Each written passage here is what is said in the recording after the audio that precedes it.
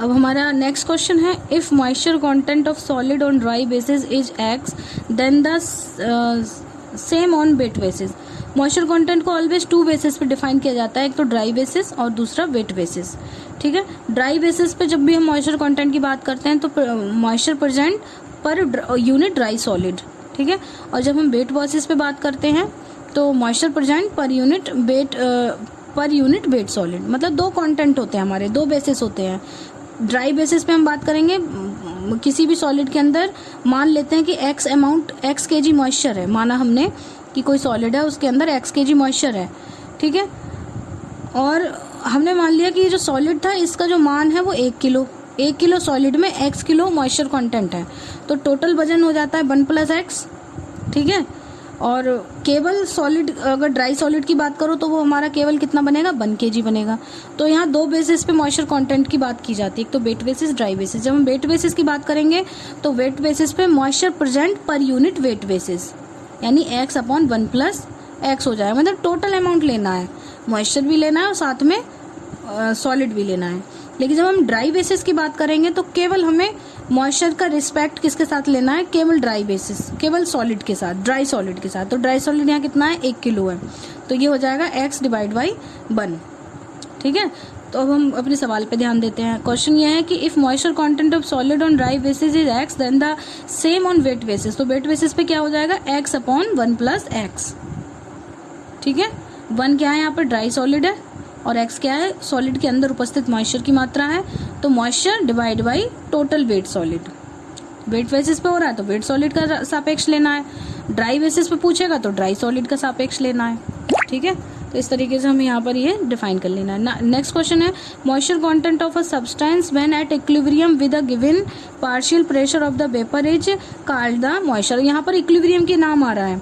ये कह रहा है कि किसी भी सब्सटेंस के अंदर जो मॉइस्चर कंटेंट होता है वो अपने पार्शियल प्रेशर के साथ इक्विलिब्रियम में जब होगा तो उस मॉइस्चर को क्या कहेंगे, तो सीधी सी बात है इक्विलिब्रियम मॉइस्चर कंटेंट कहेंगे, क्योंकि ऐसा कोई भी मॉइस्चर जो अपने पार्शियल प्रेशर के साथ इक्विलिब्रियम की अवस्था को दर्शाता है वो कहलाता है हमारा इक्विलिब्रियम मॉइस्चर कंटेंट। तो वैसे भी ऑप्शन दिया जा रहा है, फ्री मॉइस्चर कंटेंट नहीं है, अनबाउंड नहीं है, इक्विलिब्रियम बाउंड। तो हमारा सही आंसर क्या है, यहाँ पर सी है। नेक्स्ट क्वेश्चन की बात करेंगे, moisture in a substance external exerting an equilibrium vapour pressure. अब यहाँ वेपर प्रेशर की बात करिए, less than that of pure liquid at the same temperature is called, कौन सा मॉइस्चर कंटेंट कहलाता है, बाउंड मॉइस्चर। ठीक है, तो ये कहलाएगा हमारा बाउंड मॉइस्चर कंटेंट। ठीक है, बाउंड मॉइस्चर क्या होगा कि कम मात्रा में रहेगा, और ये हमेशा जब किसी प्योर सॉलिड के अंदर से निकाला जाएगा तो अपने ओरिजिनल इक्विलिब्रियम वेपर प्रेशर से हमेशा कम वेपर प्रेशर जनरेट करेगा। तो इसलिए हमारा करेक्ट आंसर है यहाँ पर ए, बाउंड मॉइस्चर। 4 ऑप्शन हमें दिए गए थे, ए बाउंड, बी अनबाउंड, क्रिटिकल और नन ऑफ दिस। तो यहाँ पर जो करेक्ट आंसर है वो है हमारा bound moisture content. Next question is, rotary dryer can not handle. ठीक है, रोटरी ड्रायर एक प्रकार का ड्रम होता है जो अपनी एक्सिस पर घूमता है। ठीक है, गोल गोल घूमता है। ठीक है, तो अब सीधी सी बात है कि ऐसा कोई भी मटेरियल हम यहाँ पर यूज नहीं करेंगे जो उसकी सतह पर चिपकता हो। तो क्वेश्चन ये है कि rotary dryer can not handle. 4 option दिए जा रहे हैं, फ्री फ्लोइंग। फ्री फ्लोइंग मतलब जो अपने आप मूव कर सकते हैं, जैसे नमक हो गया, फ्री फ्लोइंग होता है नमक, आसानी से आप उसको जब फ्लो करवाओगे, मतलब ऐसे चुटकी में लेके गिराओगे तो आराम से फ्री फ्लो करेगा। ड्राई, सूखे हुए के लिए। स्टिकी, स्टिकी का मतलब होता है चिपचिपा, चिपकने वाला। और ग्रेनुलर, ग्रेनुलर का मतलब होता है दानेदार। तो रोटरी ड्रायर ज़्यादातर ग्रेनुलर के लिए ही उपयोग में लाया जाता है। ज़्यादातर केसेस में देखते हैं ग्रेनुलर सब्सटेंस के लिए रोटरी ड्रायर उपयोग में लाया जाता है।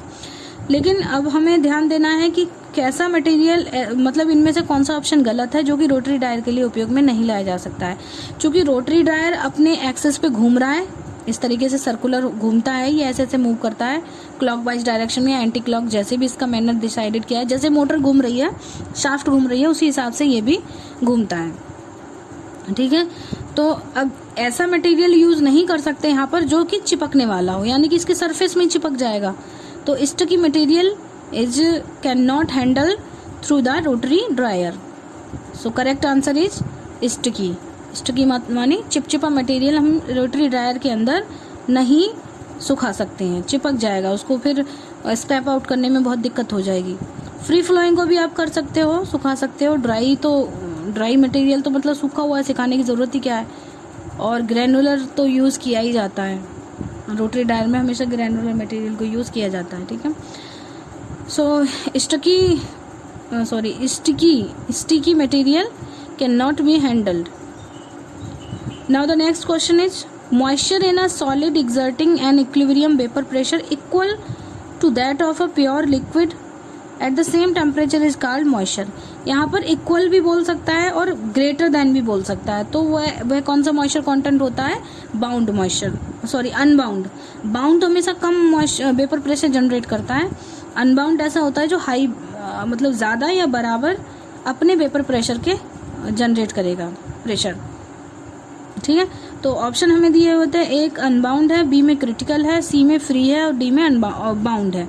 तो बाउंड अभी आपको बताया था कि ये जो वेपर प्रेशर है वो कम जनरेट करता है। अनबाउंड मॉइस्चर या तो अपने इक्विलिब्रियम वेपर प्रेशर के बराबर जनरेट करेगा या उससे ज़्यादा करेगा। So correct answer is unbound. ये आसानी से रिमूव भी हो जाता है। अनबाउंड मॉइस्चर ऐसा होता है इसमें कुछ फ्री मॉइस्चर कंटेंट की मात्रा होती है, ये आसानी से रिमूव हो जाता है। अब हम बात करेंगे 13, refractory bricks are usually dried in a dryer. Refractory brick होती हैं ईंटें, ठीक है, फर्नेस में उपयोग की जाने वाली ये ईंटें होती हैं, इंसुलेटिंग ईंटें होती हैं ये। तो इसको कैसे ड्रायर में सुखाया जाता है? ट्रे ड्रायर में। ट्रे ड्रायर की जो कैपेसिटी कम होती है, बैच ड्रायर होता है एक प्रकार का, बैच वाइज प्रोसेस होता है ट्रे ड्रायर का, तो वहाँ इसको नहीं यूज़ किया जा सकता। टनल ड्रायर में, टनल एक प्रकार की, टनल को हिंदी में बोलते हैं सुरंग, मतलब उसमें ईंटों को बिछा दिया जाता है काफ़ी लंबे तक और बाहर से हीटअप किया जाता है। तो ये टनल ड्रायर ही इसका करेक्ट आंसर है। आगे कन्वेयर। तो कन्वेयर का मतलब होता है जो टुकड़ों में मतलब ले जाने का, साथ साथ चल भी रहा है, उसमें मूवमेंट भी हो रही है, और फेस्टून, ठीक है। तो करेक्ट आंसर यहाँ पर टनल है। तो टनल ड्रायर में ही रिफ्रैक्टरी ब्रिक्स का उपयोग किया जाता है, ठीक। अब हमारा अगला क्वेश्चन है, heat sensitive material like certain pharmaceuticals and food can be dried in a dryer. अब यहाँ बात चल रही है फार्मास्यूटिकल यानी दवाइयों की और कुछ खाने पीने की वस्तुओं की।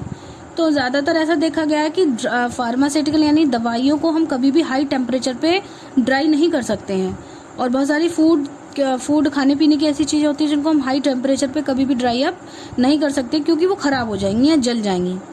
तो ऐसे केसेस में, और इन्होंने बोला भी है हीट सेंसिटिव मटेरियल, ठीक है, हीट सेंसिटिव मटेरियल है तो सीधी सी बात है कि हम इसको कभी भी डायरेक्ट हीटिंग के थ्रू ड्राई अप नहीं कर सकते हैं। तो कुछ ऐसा व्यवस्था होनी चाहिए जिसमें हीटिंग की एप्लीकेशन ना हो। तो देखते हैं ऑप्शन में क्या दिया जा रहा है हमें। तो पहला ऑप्शन है इनडायरेक्ट ट्रे। इनडायरेक्ट ट्रे मतलब कि डायरेक्ट हीटिंग के कांटेक्ट में नहीं आएगा बट हीटअप किया जाएगा। तो हीटअप किया जाएगा, सेंसिटिव भी है, तो हो सकता है कि हमारी जो फार्मास्यूटिकल्स हैं और जो फूड है वो ख़राब हो जाए। दूसरा है स्प्रे। स्प्रे ड्रायर ज़्यादातर लिक्विड सॉल्यूशन के लिए यूज़ किया जाता है। लिक्विड को जब हम पाउडर फॉर्म में कन्वर्ट करते हैं तो हम स्प्रे ड्रायर का उपयोग करते हैं। अगला है फ्रीज ड्रायर, यानी कि उसको हम बिलो मतलब नॉर्मल फ्रीजिंग करके भी हीटिंग की जा सकती है, मतलब उसको ड्राई किया जा सकता है फ्रीज करके। और नन ऑफ दीज, इसमें से कोई सा नहीं। तो हीट सेंसिटिव मटेरियल्स के लिए हमेशा फ्रीज ड्रायर का उपयोग किया जाता है, ये चीज़ हमें ध्यान में रखनी है। तो freeze dryer is used for heat sensitive materials like certain pharmaceuticals and food, ठीक है। तो उसके लिए हम फ्रीज ड्रायर का उपयोग करेंगे। हीट सेंसिटिव मटेरियल से ही आप इसको समझ लेंगे, क्लियर।